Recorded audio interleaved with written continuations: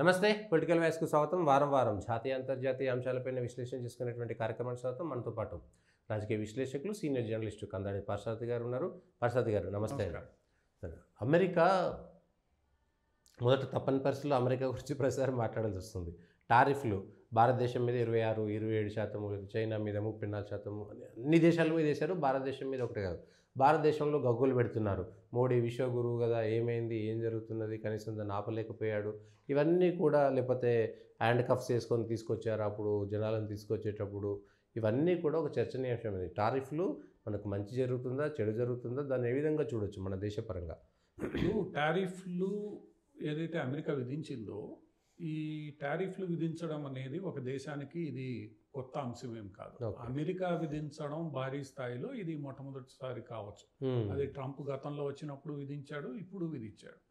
ఎందుకంటే మన దేశం కూడా చాలా ఉత్పత్తులు ఏవైతే బయట నుంచి వస్తుంటాయో సమయానుకూలంగా వాటి మీద పన్నులు విధిస్తూ ఉంటుంది. ఎందుకంటే స్థానిక పరిశ్రమల్ని కాపాడడానికి కానీ, లేదా స్థానికంగా ఉన్న కొన్ని ఇబ్బందుల దృష్ట్యా ఆ టారిఫ్లను విధించడం జరుగుతూ ఉంటుంది. మిమ్మల్ని డిస్టర్బ్ చేస్తూ, సచిన్ టెండూల్కర్ ఫెరారీ కారు భారతదేశానికి దిగుమతి చేసుకున్నప్పుడు ఈ టారిఫ్ల మీద బాగా చర్చ వచ్చింది. అసలు ఆ కారు మ్యానుఫ్యాక్చరింగ్ కంటే 3 పన్ను కట్టి తీసుకొచ్చాడని. సో మన అవసరాలకు అనుగుణంగా టారిఫ్ విధించడం జరుగుతూ ఉంటుంది. ఇది చాలా దేశాలు, చైనా ఉత్పత్తుల మీద భారతదేశం చాలా సందర్భాల్లో టారిఫ్ వేసింది. అది స్థానిక పరిశ్రమలకు ఇబ్బంది లేకుండా టారిఫ్లు వేస్తున్నారు. సో ట్రంప్ ఈ టారిఫ్లు అనే అంశాన్ని ప్రధానంగా ఆయన లేవనెత్తడానికి కారణం ఏంటంటే, రెండు దేశాల మధ్య వాణిజ్యం ఏదైతే ఉందో దాంట్లో ఉన్న అసమతుల్యత ఏదైతే ఉందో, అంటే ట్రేడ్ బ్యాలెన్స్ ఏదైతే, మన ఎక్స్పోర్ట్స్ ఎక్కువ ఉన్నాయి, అక్కడి నుంచి మనం దిగుమతి చేసుకునే ఇంపోర్ట్స్ ఏవైతే ఉన్నాయో అవి తక్కువగా ఉంటున్నాయి. దానివల్ల నా దేశంలోని పరిశ్రమలకి లేదా నా ఉత్పత్తులకి మీరు మార్కెట్ ఇవ్వడం లేదు అనేది ఆయన ఆరోపణ. ఇది భారతదేశం కూడా చాలా సందర్భాల్లో చైనాతోనూ, యూరోపియన్ యూనియన్తోనూ, ఇతర దేశాలతోనూ ఇదే అంశాన్ని లేవనెత్తుతూ పలు సందర్భాల్లో ఈ వాణిజ్య ఒప్పందాలని చేసుకుంటూ వస్తాను. సో ఈ టారిఫ్లు ఏదైతే విధించారో ఆ టారిఫ్లు ఎంతవరకు మనకు అనుకూలం, ఎంతవరకు వ్యతిరేకం? ఇక్కడ టారిఫ్ల వల్ల కొన్ని పరిశ్రమలకి ఇబ్బంది ఉండొచ్చు. ఇప్పటి వరకు ఆ పరిశ్రమలు కొంత అడ్వాంటేజ్ ఎంటర్టైన్ చేస్తూ వచ్చాయి. ఆ అడ్వాంటేజ్ కొంత తగ్గొచ్చు. కొన్ని పరిశ్రమలకు అది లాభదాయకంగా మారింది. ఎట్లా, ఇప్పుడు టెక్స్టైల్ పరిశ్రమ మనం తీసుకుంటే, మనతో పోటీ పడుతున్న టెక్స్టైల్ ఉత్పత్తిదారులు వియత్నాం కావచ్చు, చైనా కావచ్చు, వీటన్నిటి మీద ట్రంప్ టారిఫ్ ఎప్పుడైతే ఎక్కువ వేశాడో, మనకన్నా ఎక్కువ 40%, 50% టారిఫ్లు ఏవైతే ఉన్నాయో, దానివల్ల మన టెక్స్టైల్ పరిశ్రమకి ఈరోజు లాభం చేకూరుతుంది. అవకాశాన్ని సద్వినియోగం చేసుకోవాలి అనేది ఒక వాదన. ఫార్మాస్యూటికల్ ఇండస్ట్రీని పూర్తిగా టారిఫ్ల నుంచి మినహాయించారు. ఫార్మాస్యూటికల్ ఇండస్ట్రీని మినహాయించడం వల్ల మనది మేజర్ ఫార్మా మనకి ఇబ్బంది వచ్చేదంతా కూడా కొన్ని సందర్భాల్లో ఆహార ఉత్పత్తులకు సంబంధించి కొంత ఇబ్బంది మనకి రావచ్చు. తర్వాత ఈ ఆటోమొబైల్ రంగానికి సంబంధించి కొంత ఇబ్బంది రావచ్చు. దాన్ని ఎలా పరిష్కరించుకుంటాయి అనేది ఈ రెండు దేశాలు మధ్య జరుగుతున్న వాణిజ్య ఒప్పందపు చర్చలు ఏవైతే ఉన్నాయో అవి ఈ అంశాలన్నీ తేలుస్తాయి.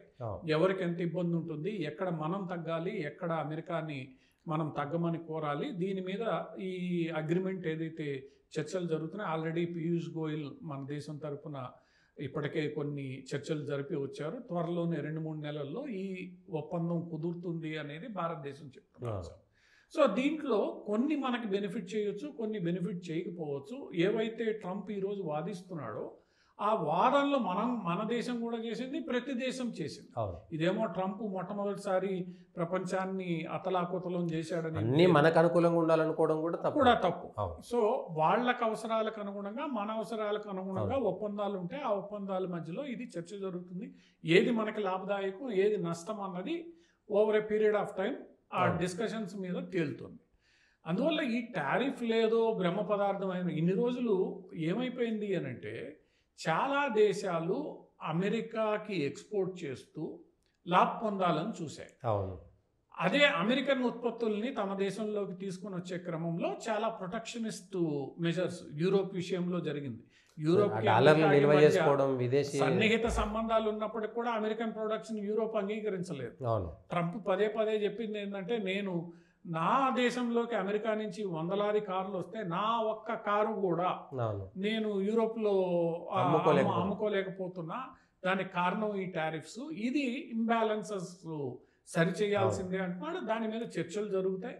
అన్ని దేశాలు ఈ చర్చల్లో పాల్గొంటాయి. రాబోయే సంవత్సరం దీంట్లో ఈ ట్రేడ్ ఇంబ్యాలెన్సెస్ ఏవైతే ఉన్నాయో అవి కొంత సరిచేయబడి ఈ టారిఫ్లు కూడా కొంత రేషనలైజ్ చేయబడతాయనే మనం అనుకుంటున్నాం.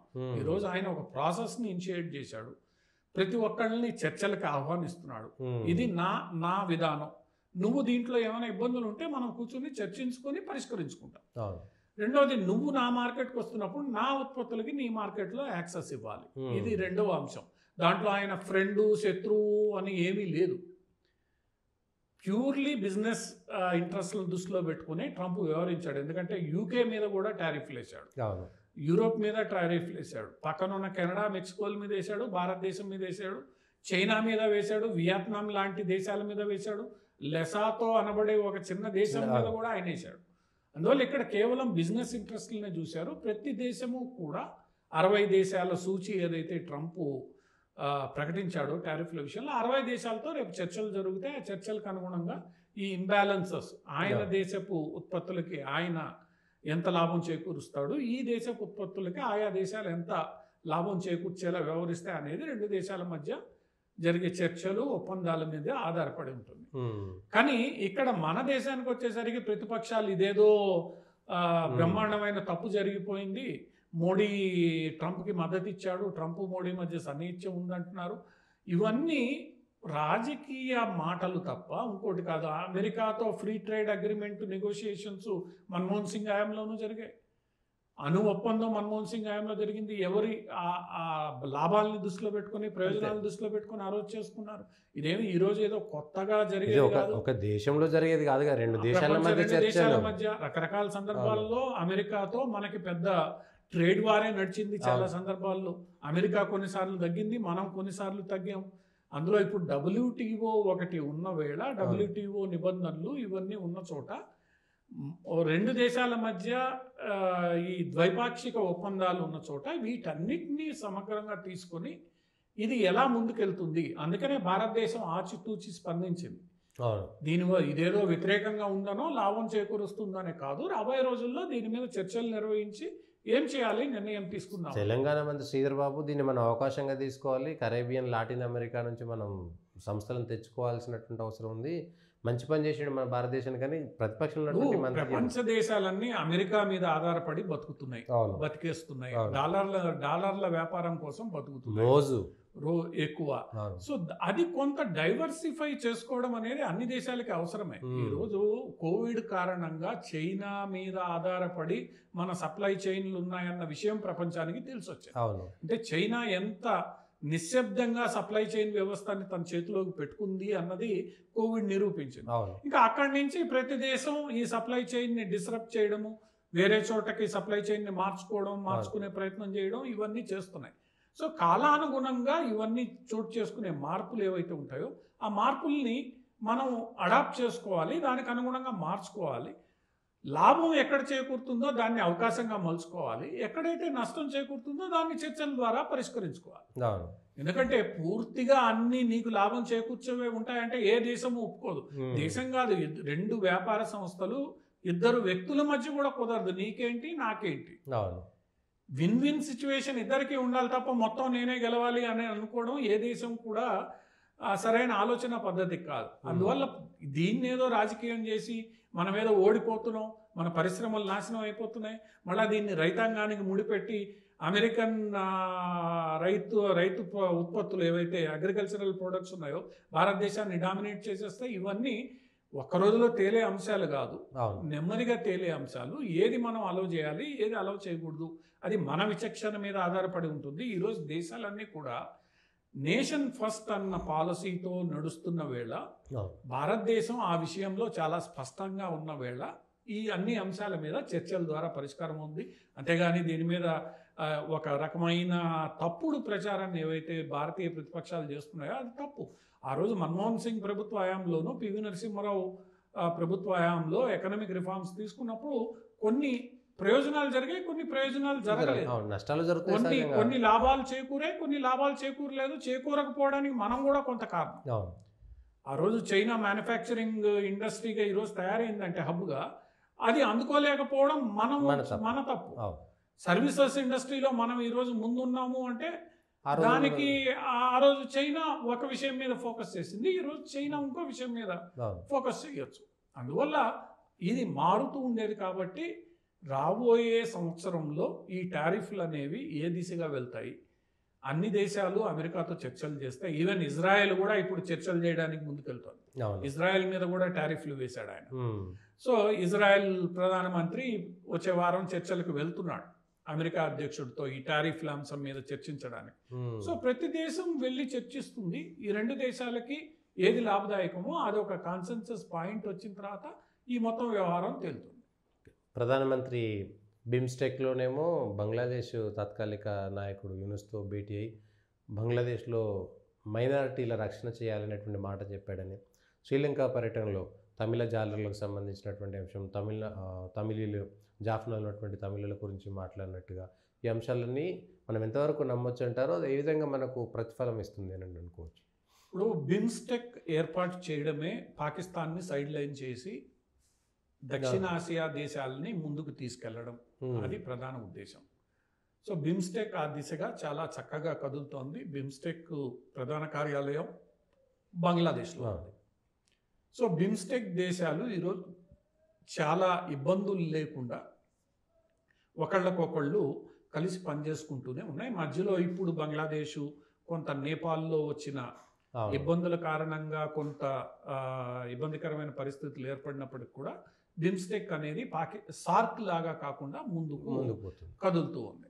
సో ఈ బిమ్స్టెక్ సమావేశానికి వెళ్ళిన ప్రధానమంత్రి థాయిలాండు, నేపాలు, బంగ్లాదేశు ఇలా అన్ని దేశాల కీలకమైన నాయకులతో ఆయన సమావేశమయ్యాడు. ప్రధానులు కావచ్చు, అధ్యక్షులు కావచ్చు, ఎవరైతే రిప్రజెంట్ చేశారో.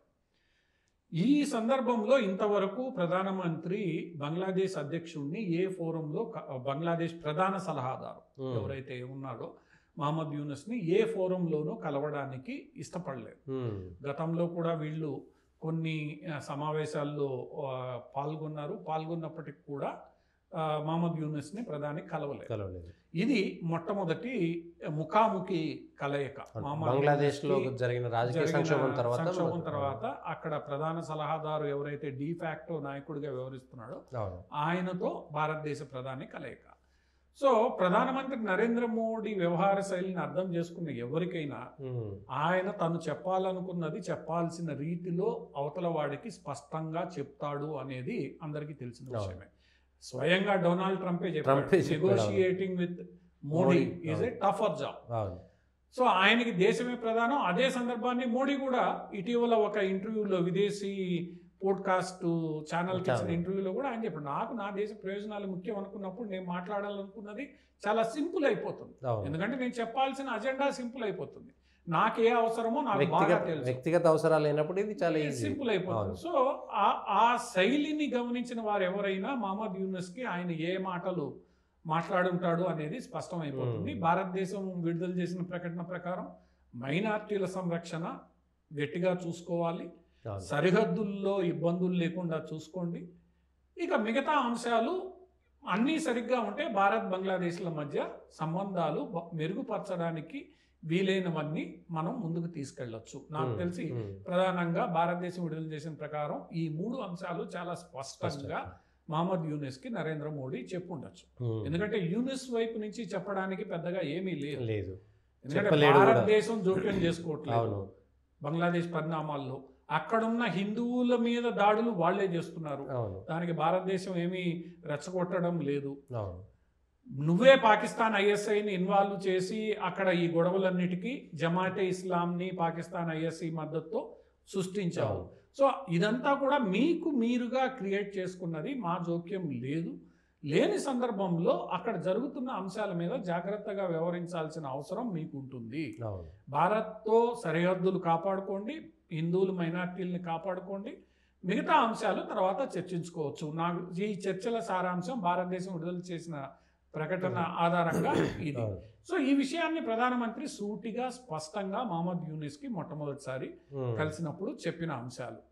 ఈ విషయాన్ని ప్రధానమంత్రి ప్రస్తావిస్తారనేది యూనిస్ ప్రిపేర్ అయ్యే ఉంటాడు. ఎందుకంటే మోడీ శైలిని గమనించిన వాళ్ళు ఎవరైనా కూడా ఈ విషయంలో ఆయన స్పష్టతతో ఉంటాడని తెలుసు. స్పష్టంగానే బంగ్లాదేశ్కు మెసేజ్ అందివ్వడం జరిగింది. మరి బంగ్లాదేశ్ దీనికి ఏమి సమాధానం చెప్తుంది, ఎలా స్పందిస్తుంది? ఎందుకంటే మహమ్మద్ యూనస్ అక్కడ శాశ్వతంగా ఉండే వ్యక్తి కాదు, తాత్కాలికంగా వచ్చాడు. ఎన్ని రోజులు ఉంటాడో తెలియదు. అక్కడ ఉన్న ప్రధాన రాజకీయ పక్షాల్లో ఆయన భాగం కాదు. ఆ రెండు రాజకీయ పక్షాలు ఈ రోజు అక్కడ సరిగ్గా లేవు. సో అందువల్ల ఆయనకున్న క్రెడిబిలిటీ కూడా ఒక సమస్య. కాకపోతే తాత్కాలికంగా ఆయన అక్కడ పదవి నిర్వర్తిస్తున్నాడు కాబట్టి ఆయనతో చెప్పాల్సిన అంశాలు చెప్పుంటారు. ఆ తర్వాత తదుపరి జరగబోయే చర్చలు ఏవైతే ఉంటాయో అధికారుల లెవెల్లో కానీ మిగతా అంశాలు కానీ యూనస్ తీసుకోబోయే చర్చలు లేదా చర్యల నేపథ్యంలో ముందుకు సాగుతాయి. భారతదేశం ఏమీ నిన్ను శత్రువుగా చూడడం లేదు అనేది ఈ కలయిక ద్వారా తెలుస్తుంది. మేము అక్కడ ఎవరున్నా కూడా కలిసి పనిచేయడానికి సిద్ధం, కానీ ఆ క్రమంలో మీరు ఇటువంటివి జరగకుండా చూసుకోవాల్సిన బాధ్యత మీ మీద ఉంటుంది అన్న విషయాన్ని స్పష్టంగా చెప్పడం జరిగింది. దీనికి యూనస్ ఎలా ప్రతిస్పందిస్తాడు అనేది వేచి చూడాల్సిన అంశం. ఇక అక్కడి నుంచి శ్రీలంకకు వస్తే, శ్రీలంకలో 2-3 అంశాలు మనకి ఇటీవల కాలంలో ఎక్కువగా డిస్కషన్లో ఉన్నాయి. ఒకటి, అక్కడ లెఫ్టిస్టు భావాలున్న అధ్యక్షుడు అధికారంలోకి వచ్చాడని, ఆయనతో ఇబ్బందులు ఉంటాయని ఇవన్నీ ఉన్నాయి. కానీ ఆ అధ్యక్షుడు మొట్టమొదటి విదేశీ పర్యటన భారతదేశానికి వచ్చాడు. భారతదేశానికి వచ్చిన తర్వాతనే ఆయన వేరే దేశ పర్యటనకు వెళ్ళాడు. భారతదేశంతో ఉన్న సంబంధాలని మెరుగుపరుచుకోవాలనుకుంటున్నానన్న విషయం స్పష్టంగా తన పర్యటనలో చెప్పాడు. ఆయన చర్యలన్నీ కూడా ఈ దిశగా ఉన్నాయి. చైనా ఈ ఏదైతే గూఢాచార్య నౌకలు ఉన్నాయో వాటిని ఇంతవరకు వాళ్ళు పూర్తి స్థాయిలో అనుమతించలేదు. వాటిని నోటిఫై చేస్తామని చెప్పారు. ఇవన్నీ భారతదేశానికి అనుకూలంగా ఆయన తీసుకున్న నిర్ణయాలు. ఎందుకంటే ఆ అధ్యక్షుడు కూడా స్పష్టంగా అర్థం చేసుకున్నది ఏంటంటే, ఎక్కడో ఉన్న చైనా కన్నా కూడా పక్కనే ఉన్న భారతదేశంతో నేను కలిసి ఉండడం చాలా అవసరం. రెండోది, శ్రీలంక ఆర్థిక సంక్షోభ సందర్భంగా భారతదేశం అక్కడ లోను ఏదైతే శ్రీలంక లోన్ ఉందో దాన్ని మొత్తం గ్రాంట్గా మార్చేసింది. అంటే లోన్ని మాఫీ చేసింది. అదే చైనా ఆ పని చేయలేదు. చైనా వ్యవహార శైలి ఇక్కడే కాదు, ఆఫ్రికా ఖండాల్లో ఎక్కడైనా కూడా చైనా ఎంత ఇబ్బందులు ఉన్నా లోన్ వసూలు చేస్తూ వచ్చింది, లేదా వాయిదా వేస్తూ వచ్చింది తప్ప దాన్ని మాఫీ చేయడము ఇటువంటి చర్యలకి చైనా ఏ రోజు పాల్పడలేదు. సో చైనా కన్నా భారతదేశంతో మైత్రి కలిగి ఉండడమే అభిప్రాయంతో అధ్యక్షుడు ఉన్నట్లే మనకి ఆయన చర్యలు తెలుస్తున్నాయి.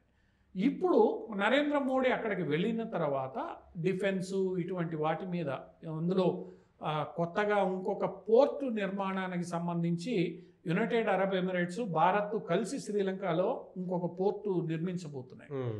ఆ పోర్టు నిర్మాణంలో భారత్ యుఏఈని తీసుకురావడంలో భారత్ కీలక పాత్ర పోషించింది. సో ఇవన్నీ కూడా రాబోయే రోజుల్లో రెండు దేశాల మధ్య మంచి సంబంధాలని సూచిస్తాయి. అయితే ఇక్కడ మనకి కొంత ఇబ్బంది కలిగించే అంశం ఈ తమిళులు, ముఖ్యంగా తమిళ మత్స్యకారులు. తమిళ మత్స్యకారుల వ్యవహారం ఏదైతే ఉందో అది అంత సులభంగా పరిష్కారం అయ్యే అంశం కాదు. ఎందుకంటే సముద్రంలో సరిహద్దు దాటి వెళ్ళి చేపలు పట్టుకోవడం ఇది జరుగుతూ ఉంటుంది. పాకిస్తాన్ భారతదేశాల మధ్య కూడా చాలా సందర్భాల్లో 100-200 మంది జాలర్లు పాకిస్తాన్కు దొరుకుతారు. వాళ్ళు 2 ఏళ్లకోసారో 3 ఏళ్లకోసారో వాళ్ళందరినీ భారతదేశానికి తిరిగి పంపిస్తూ ఉంటారు. ఒక ఒప్పందం ఉంది, ఇది జరుగుతూనే ఉంది. అందువల్ల ఈ ఇరిటేటింగ్ ఇష్యూ ఏదైతే ఉందో ముఖ్యంగా మత్స్యకారులకు సంబంధించి దాని మీద కూడా కొంత చర్చ జరిగింది. శ్రీలంక వైపు నుంచి అండర్ వాటర్ హెవీ క్యాచ్మెంట్ ఉన్న షిప్స్ ఏవైతే ఉన్నాయో, అంటే వాటిని ఎక్కువ చేపల్ని కింద నుంచి పట్టుకోగలిగే ట్రాలర్లు ఏవైతే ఉన్నాయో వాటిని నిషేధించాలనే రీతిలో చర్చలు జరిగాయి అనేది అక్కడ సారాంశం. భారతదేశం వైపు నుంచి కూడా దాన్ని నిషేధించగలిగితే భారతదేశం వైపు, శ్రీలంక వైపు అక్కడ సాంప్రదాయ జాలర్లకు కావాల్సిన మత్స్య సంపద పెరుగుతుంది. దానికి ఇబ్బందులు లేకుండా పోతాయి. ఎప్పుడైతే మత్స్య సంపద తగ్గుతుందో అవతల వైపు వెళ్ళే పరిస్థితి ఏర్పడుతుంది. కాబట్టి అది జరగకుండా చూసుకోవాలి, దాని మీద చర్చలు జరిగాయి అనేది, అవేంటి అనేది పూర్తిగా ఇంకా భారత ప్రభుత్వం శ్రీలంక ప్రభుత్వం వెల్లడించాలి. అది 2. ఇక 3వ అంశం తమిళులకు సంబంధించి చాలా అంశాల్లో భారతదేశం సహాయం చేయడానికి సిద్ధంగా ఉంది. ఇంకొక విషయాన్ని ఈ పర్యటన సందర్భంగా భారతదేశం స్పష్టం చేసింది. ఏదైతే ఇండో శ్రీలంక అకార్డ్ జరిగిందో ఆ అకార్డుకు ఆధారంగా, అంటే ఇండో శ్రీలంక ఒప్పందం ఆధారంగానే భారతదేశం తమిళుల విషయంలో ముందుకు వెళ్తుంది. అదే ఫైనల్. ఆ తర్వాత పెద్దగా దాని మీద మార్పులు చేయాల్సిన అవసరం లేదన్న విషయాన్ని స్పష్టం చేసింది. ఎందుకంటే భారత విదేశాంగ విధానం, ప్రస్తుతం ఉన్న బీజేపీ ప్రభుత్వ విదేశాంగ విధానంలో మీరు ఏ దేశ పౌరులు అవుతారో ముందు ఆ దేశానికి లాయల్గా ఉండాలి. ఆ తర్వాత మీరు హిందువుల, తమిళుల లేదా బౌద్ధుల భారతదేశంతో సంబంధాలు ఉన్నాయా అన్నది. ఈ విషయంలో భారతీయ జనతా పార్టీ ప్రభుత్వం స్పష్టత ఉంది. సో అక్కడున్న తమిళులు ముందు శ్రీలంక పౌరులు, మీరు ముందు ఆ శ్రీలంక పౌరసత్వానికి సంబంధించి ఏదైతే ఇది ఉందో దాని ఆబ్లిగేషన్స్ని ఫుల్ఫిల్ చేయాలి.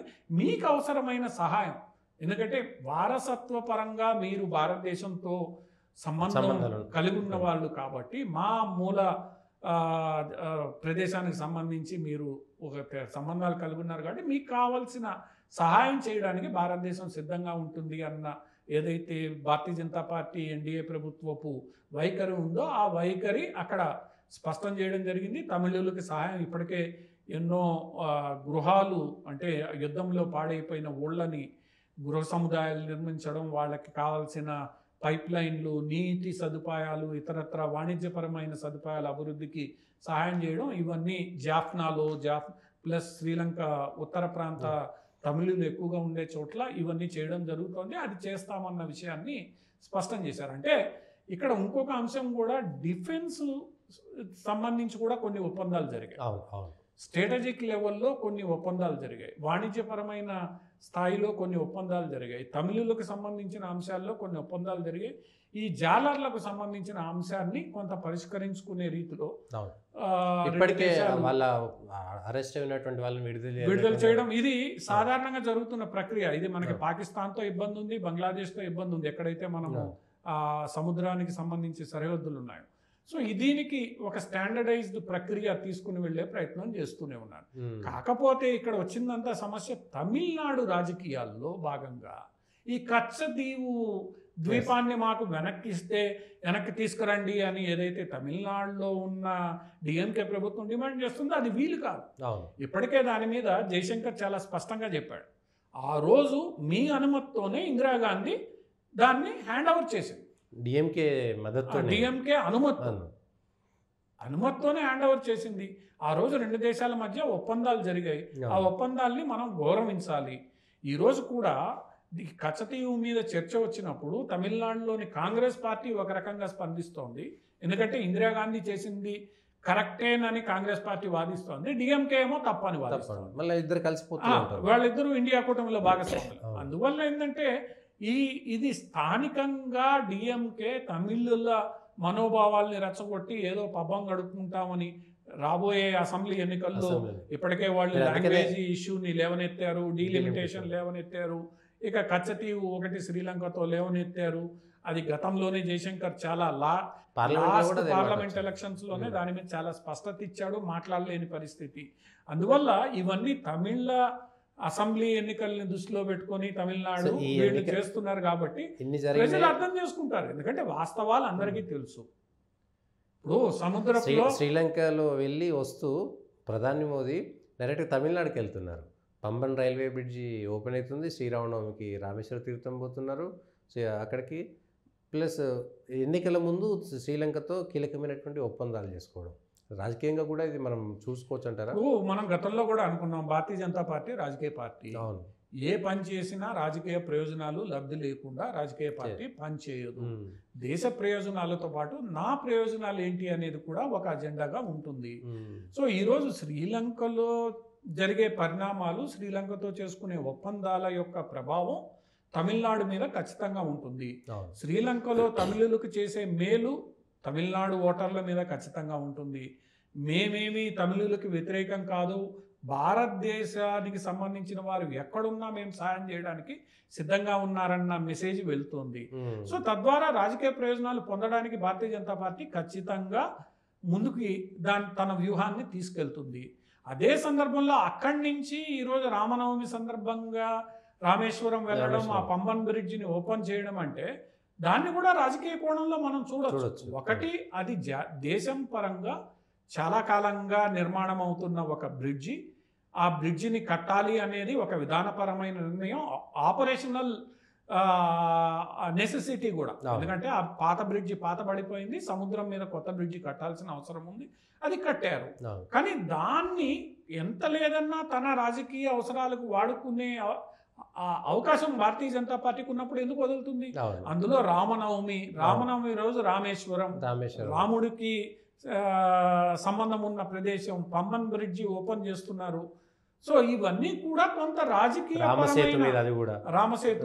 రాజకీయ పరమైన లబ్ధి బీజేపీ కోరుకుంటుంది, చూసుకుంటుంది. ఇందులో తప్పేమీ లేదు. ఇక అది తప్పు అని డిఎంకే వాదిస్తే అది మనం చేయగలిగింది ఏం లేదు. అది డిఎంకేకే ఎదురు దెబ్బ తగులుతుంది తప్ప ఈరోజు ద్రవిడులు అని చెప్పి ఆంధ్ర కర్ణాటక వాళ్ళని పిలిస్తే వాళ్ళు ఒప్పుకోలే. నువ్వు నీ ద్రవిడ సిద్ధాంతాన్ని మా మీద రుద్దొద్దని కర్ణాటక సంఘాలు చెప్పే, ఆంధ్ర సంఘాలు చెప్పే. ఈరోజు తెలంగాణలో ఒక చిన్న ఇన్సిడెంట్ జరిగింది. ఏంటి? తెలంగాణలో ఈరోజు రెండవ భాషగా తెలుగుని కంపల్సరీ చేస్తున్నారు. ఆ తెలుగుని కంపల్సరీ చేయొద్దని తెలంగాణలో స్థిర నివాసం ఏర్పాటు చేసుకున్న ఇతర రాష్ట్రాల వాళ్ళు ఒక విజ్ఞాపన తెలంగాణ ప్రభుత్వానికి ఇచ్చారు. వాళ్ళు ఏం చెప్పారు? ఇప్పుడు ఉర్దూ చదివే వాళ్ళు ఉన్నారు, తమిళ్ చదువుకునే వాళ్ళు ఉన్నారు, లేదా ఇంతవరకు మేము తెలుగు చదవలేదు, ఈరోజు మమ్మల్ని తెలుగు చదవమంటే మేము చదవలేము. సో మీరు ఈ పాలసీ మా మీద రుద్దొద్దు. So first language English, second language మాకు కావాల్సింది సెలెక్ట్ చేసుకునివ్వండి, థర్డ్ లాంగ్వేజ్ ఆల్టర్నేటివ్ మాకు. సో మీరు తెలుగు లాంగ్వేజ్ మాతృభాష తీసుకోమంటున్నారు కానీ తెలుగే మాతృభాష అని చెప్పడానికి లేదు. ఇప్పుడు ఆర్మీలో పనిచేసే వాళ్ళు పిల్లలు ఇక్కడ ఉంటారు, లేదా వేరే national central government public sector unit లో ఉండే వాళ్ళు ఉంటారు, వాళ్ళందరికీ సెకండ్ లాంగ్వేజ్ తెలుగు కాదు. మరి నువ్వు కంపల్సరీ చేసినప్పుడు వాళ్ళ పరిస్థితి ఏంటి? నువ్వు సిబిఎస్ఈ స్కూల్స్ లో కూడా అది కంపల్సరీ అని చెప్తున్నప్పుడు మరి ఇటువంటి విద్యార్థుల పరిస్థితి ఏమిటో నువ్వు చూడాలి కదా. మొండిగా జాతీయ విద్యా విధానాన్ని అమలు చేసేటప్పుడు దాంట్లో ఉన్న లోటుపాట్లు కూడా అమర్చేయాలి. భారతదేశం భిన్న సంస్కృతులు, భిన్న భాషలు, భిన్న ఆచార వ్యవహారాలు కలిగిన దేశమైనప్పుడు నువ్వు ఇక్కడ ఎట్లా ఇంప్లిమెంట్ చేస్తావు? సో ఏ రాష్ట్రానికి ఆ రాష్ట్రానికి సంబంధించిన ఇబ్బందులు ఉన్నాయి, ఆ ఇబ్బందులకు అనుగుణంగా ఆయా రాష్ట్రాలు ఆ పాలసీని కొంత తీర్చిదిద్దుకుంటే కేవలం నా తమిళే నేర్పిస్తా, నేను ఇంగ్లీషే చెప్తా, హిందీ చూడకూడదు, ఉర్దూ మాట్లాడకూడదు అన్నది భారతదేశంలో ఇంప్లిమెంట్ చేయడం కష్టం. సో దీన్ని రాష్ట్ర ప్రభుత్వాలు కూడా గుర్తించాలి, డిఎంకే కూడా గుర్తించాలి. ఈరోజు డిఎంకేకి నీట్ విషయంలో ఎదురు దెబ్బ తగిలింది. నీట్లు రాయకూడదు అని సుప్రీంకోర్టుకి ఏదైతే హైకోర్టుకు వెళ్ళిందో హైకోర్టు కొట్టేసింది. ఎందుకంటే నీట్ అనేది సుప్రీంకోర్టు జడ్జిమెంట్ ఆధారంగా ఇంట్రడ్యూస్ చేయబడింది.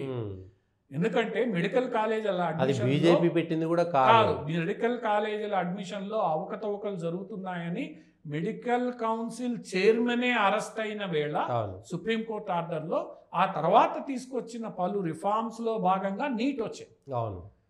ఆల్ ఇండియా లెవెల్లో ఒకటే విధానం ఉండాలి వైద్య శాస్త్రానికి సంబంధించి, అది రాష్ట్రానికి సంబంధించిన మెడికల్ కాలేజీలు కానీ ఏదైనా కానీ. ఎందుకంటే విద్య అనేది ఎంతో కీలకమైంది. దాంట్లో ఒక రాష్ట్రంలో ఎక్కువ నాణ్యత, ఒక రాష్ట్రంలో తక్కువ ఉండకూడదు. సర్జన్ అనేవాడు బాంబేలో సర్జరీ చేసినా ఒకటే, హైదరాబాద్లో సర్జరీ చేసినా ఒకటే కదా.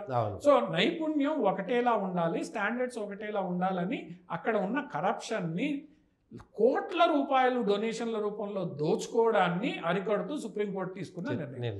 నువ్వు నీ రాజకీయ ప్రయోజనాల కోసం ఈరోజు ఏం చేసావు? నీటి మీద కోర్టుకు వెళ్ళావు. నీటి మీద కోర్టుకు వెళ్ళి అమలు చేయకుండా పోతే నీ విద్యార్థులు నష్టపోతున్నారు. ఈరోజు హైకోర్టు కొట్టేసినందువల్ల ఈరోజు నీ విద్యార్థులకు ఎంత నష్టం కలిగింది గత కొన్ని సంవత్సరాలుగా. ఈరోజు తప్పనిసరిగా వీళ్ళందరూ పోటీకి రావాలి. నువ్వు ఇప్పుడు సుప్రీంకోర్టుకి వెళ్తానంటున్నావు అంటే ఇంకో 2-3 ఏళ్ళు రాజకీయ ప్రయోజనాల కోసం దాటేస్తావు. సుప్రీంకోర్టు తానిచ్చిన తీర్పునే తాను వ్యతిరేకంగా చేస్తుందా? చెయ్యదు. ఎవరికైనా కామన్ సెన్స్ ఉన్నోడికి ఇది అర్థమయ్యే విషయం. అటువంటి పరిస్థితుల్లో డిఎంకే ఈరోజు ఏది మాట్లాడుతోంది? నీటి విషయంలో నువ్వు మాట్లాడేది తప్పని తేలుతోంది, డీలిమిటేషన్ నువ్వు మాట్లాడేది తప్పని తేలుతోంది, భాషకు సంబంధించి తప్ప. అంటే నువ్వు చేసిందేది రాష్ట్రంలో కరెక్ట్గా లేదు, రేపు ఓట్లు వస్తాయన్న నమ్మకం లేక తమిళ భావనని రెచ్చగొట్టే ప్రయత్నం చేస్తున్నావు. ఆ తమిళులకు వ్యతిరేకంగా నువ్వు ఇతరులని రెచ్చగొట్టే ప్రయత్నం కూడా చేస్తున్నావు తెలియకుండానే.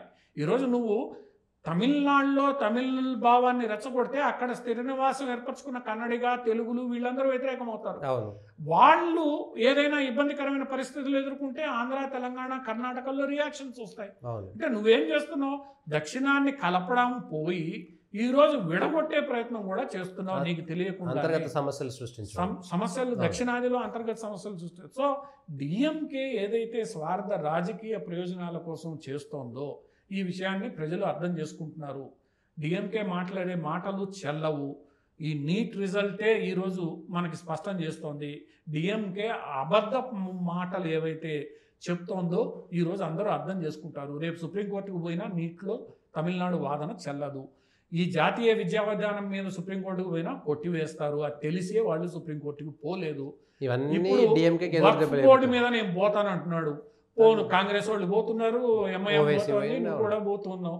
పోయినప్పటికి కూడా అది చల్లదనే విషయం మీకు తెలుసు. ఎందుకంటే కాశ్మీర్ విషయంలో ఆర్టికల్ 370 రద్దు చేసినప్పుడు మీరు గగోలు పెట్టేశారు. రాజ్యాంగం నాశనం అయిపోయింది, అదే అయిపోయింది, సుప్రీంకోర్టుకు పోతే కొట్టేస్తుందని సుప్రీంకోర్టు స్పష్టంగా సమర్థించింది. అంతే. కాన్స్టిట్యూషన్ ని వైలేట్ చేసి ఇవన్నీ క్రియేట్ చేసింది మీరు. కాన్స్టిట్యూషన్ స్పిరిట్ ని వైలేట్ చేసి క్రియేట్ చేసిందే ఇండియా కూటమి. అటువంటప్పుడు మీరు తప్పు చేస్తున్నారని మీకు తెలుసు. ఎవరినో సాటిస్ఫై చేయడానికి ఓట్ల కోసం మీరు ఇవన్నీ చేస్తున్నారు. ఆ విషయాన్ని ప్రజలు అర్థం చేసుకున్నారు. 15 ఏళ్లుగా భారతీయ జనతా పార్టీ నెమ్మదిగా విస్తరిస్తోంది. ఈ వక్ఫ్ విషయంలో కూడా చాలా స్పష్టంగా అమిత్ షా వీళ్ళందరూ మాట్లాడింది. ఇప్పటికైనా ప్రజల మనోభావాలను అర్థం చేసుకోండి, మీ వైఖరి మార్చుకోండి, అపీజ్మెంట్ పాలిటిక్స్ని మానుకోండి, కొన్ని వర్గాల్ని రెచ్చగొట్టడం ఆపివేయండి, ప్రజల మద్దతు దొరుకుతుంది, లేదంటే కనుమరుగైపోతారు అనేది. సో డిఎంకే చేస్తున్న ఈ డ్రామాలన్నీ కూడా నెక్స్ట్ ఇయర్ ప్రజలు ఖచ్చితంగా ఎంత జరుగుతుంటే అన్నమయ్యని మారుస్తారు అనేటువంటి ఒక వార్త, అన్నమయ్యని తగ్గించేస్తున్నారు లేదా అన్నమయ్యని తొలగించేస్తారు, తమిళనాడులో బీజేపీ ఖతమైపోయింది అనేటువంటి ఒక చర్చ మొదలైంది. ఇప్పుడు అన్నామలై అధ్యక్షుడుగా ఎన్నికయ్యి 2 సంవత్సరాలు పూర్తయింది. ఇప్పుడు భారతీయ జనతా పార్టీ ఆర్గనైజేషనల్ ఎన్నికలు జరుగుతున్నాయి. ప్రతి రాష్ట్రంలో అధ్యక్షుడిని ఈ ఆర్గనైజేషనల్ ప్రాసెస్ పూర్తయిన తర్వాత ఎలక్షన్ ప్రాసెస్ మారుస్తారు. సో అన్నామలైనే కొనసాగించాలి అనేది ఎక్కడా లేదు. భారతీయ జనతా పార్టీలో నాకు తెలిసి 2 టర్ముల మించి అధ్యక్షుడు ఉండడానికి లేదు. సో భారతీయ జనతా పార్టీ ఏం చేస్తుంది అంతర్గతంగా అనేది భారతీయ జనతా పార్టీ గురించి తెలిసిన వాళ్ళందరికీ తెలుసు. కేవలం కొన్ని ప్రయోజనాలు ఆశించే భారతీయ జనతా పార్టీ పని చేయదు. అన్నామలై అక్కడ గత కొంతకాలంగా అధ్యక్షుడు ఉన్న వేళ అన్నామలైని వేరే పనికి ఉపయోగించుకొని అక్కడ కొత్త అధ్యక్షుడిని తీసుకొచ్చే అధికారం భారతీయ జనతా పార్టీకి ఉంటుంది. దానికి రాజకీయ రంగు పులమడం అనేది భారతీయ జనతా పార్టీ మీద అవగాహన లేని వాళ్ళ యొక్క ఆరోపణ, విమర్శ. ఒకవేళ ఏఐడిఎంకే పొత్తు కోరుతూ అన్నామలై ఉంటే మాకు ఇబ్బంది ఉంటుంది, మీరు తప్పించండి అని కోరితే ఆ విషయాన్ని ఇంతవరకు ఏఐడిఎంకే స్పష్టంగా చెప్పలేదు. అన్నామలై కూడా నాకు పార్టీ ఏది చెప్తే అది చేస్తామని చెప్తోంది. ఒకవేళ ఏఐడిఎంకే కోరిక మీదనే అన్నామలైని తప్పించారు అనంటే అది కొంత భారతీయ జనతా పార్టీకి ఏమైనా ఇబ్బంది కలిగించవచ్చేమో. బండి సంజయ్ వ్యవహారంలో ఏం జరిగింది తెలంగాణలో దాన్ని ఉదాహరణగా చూపిస్తూ రాజకీయ విశ్లేషకులు అన్నామలైని తీసేయడం వల్ల కొంత సెట్ బ్యాక్ ఉండొచ్చు అని చెప్తున్నారు. కానీ అలా ఉండకపోవచ్చు కూడా. ఎందుకంటే అన్నామలై లేకుండా తమిళనాడు ఎలక్షన్లు జరగవు. ఈరోజు అన్నామలై ఎవరు చెప్పినా చెప్పకపోయినా కూడా ఒక నిబద్ధతతో తమిళ ప్రజల్లో తన యొక్క గుర్తింపుని సాధించుకున్నాడు. అది ఏఐడిఎంకే బ్రాండ్ అయితే క్రియేట్ చేశాడు. ఏఐడిఎంకే కూడా తెలుసు. సో అందరూ కలిసి పనిచేస్తేనే డిఎంకేని మనం ఓడించగలం అనే విషయం కూడా తెలుసు. సో దీంట్లో చర్చలు ఏం జరుగుతున్నాయి, వాస్తవాలు ఏమిటి, రేపు ఏం జరుగుతుంది అన్నది మనం వేచి చూడాలి. అన్నామలై ప్రస్తుతానికి ఈ ఆర్గనైజేషనల్ ఎలక్షన్ ప్రాసెస్ పూర్తయిన తర్వాత తప్పుకుంటానని ఆయన చెప్పాడు. ఆ ప్రాసెస్లో ఎవరు ఎన్నికవుతారు, ఎవరిని నియమిస్తారు అనేది భారతీయ జనతా పార్టీ జాతీయ స్థాయి నుంచి కింద వరకు చర్చల ద్వారా జరుగుతుంది. అన్నామలై ఏ రోల్ పోషిస్తాడు భవిష్యత్తులో, ఎటువంటి దీనికి, ఎందుకంటే భారతీయ జనతా పార్టీకి తన కార్యకర్తల్ని ఎక్కడ ఎలా వినియోగించుకోవాలి, ఎవరి సామర్థ్యతను ఏ పనికి వినియోగించుకోవాలి అని తెలిసినంతగా కాంగ్రెస్ పార్టీకి తెలియదు. భారతీయ జనతా పార్టీకి స్పష్టంగా తెలుసు. ఇప్పుడు ఫడ్నవీస్ని పక్కన కూర్చోబెట్టి ఏక్నాథ్ షిండేని ముఖ్యమంత్రి చేసినప్పుడు ఇవే ఆరోపణలు చేశారు. ఈరోజు ఏమైంది? ఫడ్నవీస్ ముఖ్యమంత్రి అయ్యాడు, అదే భారతీయ జనతా పార్టీ పట్టుబట్టి మరీ ముఖ్యమంత్రి చేసింది. సో రేపేం జరుగుతుంది? ఒక నిబద్ధత కలిగిన కార్యకర్తగా ఈరోజు నా పార్టీకి ఏంటి ప్రయోజనం, నేనేం లాభం చేకూరుస్తాననే రీతిలో భారతీయ జనతా పార్టీ నాయకులు వ్యవహరిస్తున్నారు తప్ప ఈరోజు నేను ముఖ్యమంత్రిని, రేపు డిప్యూటీ ముఖ్యమంత్రిని, ఎల్లుండి ఇంకోటి, ఇది భారతీయ జనతా పార్టీలో ఏ రోజు లేదు. పార్టీ ప్రయోజనాలకు అనుగుణంగా అన్నామలై నేను వ్యవహరిస్తానని ఆయన స్పష్టం చేశాడు. మరి ఏం జరుగుతుంది అనేది రాబోయే రోజుల్లో తేలుతుంది. అన్నామలైని పార్టీ వదులుకోదు. ఒక ఐపీఎస్ ఉద్యోగానికి వదిలి ఒక బ్రాండ్ని క్రియేట్ చేసుకున్న వ్యక్తిని పార్టీ అంత ఈజీగా వదులుకోదు, ఏ రోజు వదులుకోలేదు. అందుకంటే గట్టి మరి ఎటువంటి రోల్ ఆయనకి రేపు తమిళనాడులో ఉండబోతుంది, తమిళనాడులో ఉంటుందా? ఎందుకంటే బీజేపీ సౌత్ ఫోకస్ పెడుతున్న వేళ ఆయన రోల్, ఇప్పుడు అన్నామలై ఎవరు అనేది సౌత్ మొత్తం తెలుసు, కేవలం తమిళనాడుకి ఆయన పరిమితం కాలే, దక్షిణాది రాష్ట్రాలన్నింటినీ ఆకట్టుకోగలిగిన శక్తి కలిగిన వ్యక్తి. సో ఆయన్ని మరింత బలమైన రోల్కి తీసుకొని వెళ్ళి సౌత్ ఫోకస్లోకి తీసుకొచ్చే కార్యక్రమంలో చేస్తారా? చేసినప్పటికి కూడా ఆయన స్వంత రాష్ట్రం రాజకీయాల్లో ఆయన ఉండకుండా పోయే అవకాశం ఉండదు కదా. ఖచ్చితంగా ఆయన పాత్ర పోషిస్తాడు, ప్రజల్లోకి వెళ్తాడు. భారతీయ జనతా పార్టీ ఎవరితో కూటమి జతగడుతుందో ఆ కూటమిని గెలిపించడానికి పనిచేస్తాడు. అది చివరగా ఆ కూటమి ఏంటి, ఆ కూటమి యొక్క వ్యూహానికి అనుగుణంగా ఆయన పనిచేస్తాడు. సో ఇక్కడ భారతీయ జనతా పార్టీలో అన్నీ ఉన్నాయి. బండి సంజయ్ వ్యవహారంతో పోలిస్తే ఒకటి, అదే ఫడ్నవీస్ వ్యవహారంతో పోలిస్తే ఇంకోటి. భారతీయ జనతా పార్టీలో ఏదైనా సాధ్యమే.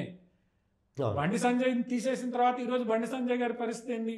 కేంద్ర మంత్రి, ఆల్ ఇండియా జనరల్ సెక్రటరీ.